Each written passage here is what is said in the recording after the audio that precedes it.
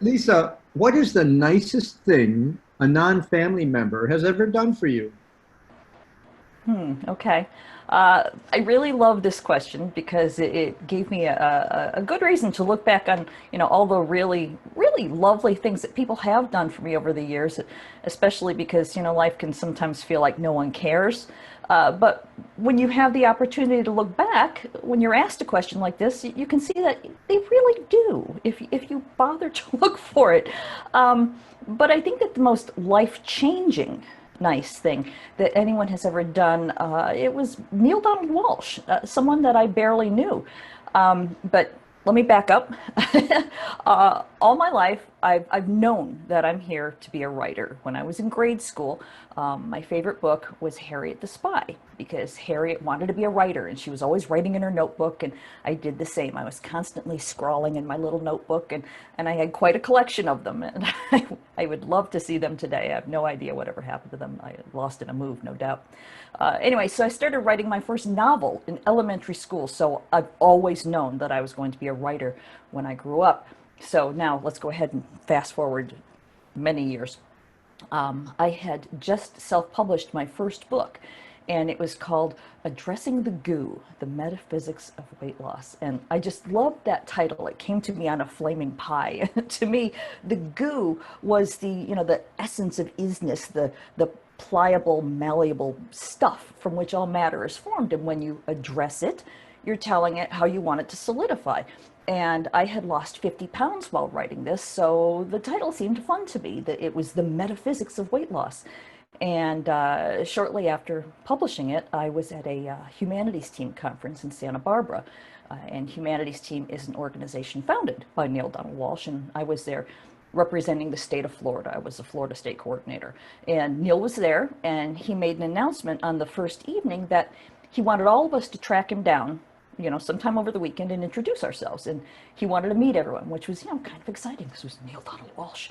Uh, and I had brought a few copies of my new book with me to give to friends and to new people that I was meeting. And it just so happened that when I ducked away from one of the conference sessions to see if I could track Neil down and say hello, I found him in the cafeteria, literally, just as he was picking up a copy of my book that I had given to someone. And he said, "Oh, this looks cool." And so I stepped up and said, "Thanks, I wrote it." And he asked if I had an extra copy that he could have. And of course I did. So I pulled one out of my backpack and shyly handed it to him. And then we sat down to chat.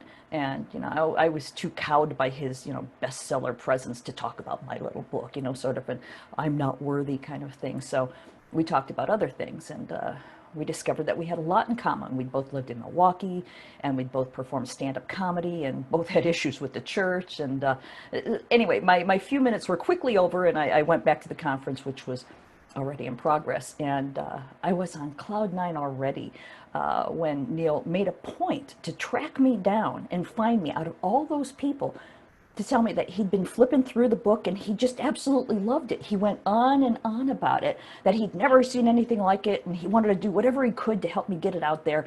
And he gave me his contact information, his phone number and email address, and offered to write a foreword for the next edition. But he also asked me to change the title because he just didn't like it. He didn't get the flaming pie. So, but mama didn't raise no fools. So, all right, I'll change the title. And that evening, in front of the whole gathering of people, he held up his copy of my book and told everyone how great it was and that they should keep their eye on me because once I learned to believe in myself, there would be no stopping me. So I spent the next few months rewriting it to fit the new title, which was Shapeshifting, Reclaiming Your Perfect Body, which he loved. And he kept his promise, and he wrote me a foreword and even recommended the book to his publisher. And they passed on it, but what can you do? He did what he could. He didn't own the company, so I self-published it with the new title and with his foreword and went on with my life. And even though the book never went anywhere, Neil's really heartfelt, enthusiastic endorsement kept me going as a writer, even when no one else paid attention to any of my books. And during those times when I'm down on myself and telling myself to just, give it up and don't quit my day job, I can look at a copy of Shapeshifting and with Neil's name on the cover and remind myself that a massively best-selling author and metaphysical master went out of his way, completely unasked, to find me and help me. And the cool thing is that Mark Allen from New World Library did something not too long ago with one of my novels, but it was Neil who really changed my life as a fledgling author by reminding me that this is a calling, one that I'm apparently pretty good at, even though I still spend a lot of time telling myself that I'm not. So yeah, Phil, I really appreciate your asking this question because I needed this reminder that once I learned to believe in myself, because I'm still working on it, you know, it's hard to promote yourself without feeling kind of creepy and egotistical. But once I do really learn to believe myself, if I ever do, there really will be no stopping me. And I look forward to doing the same for other aspiring writers once I'm at a level where I'm able to do so. So yeah, thanks for the question, Phil.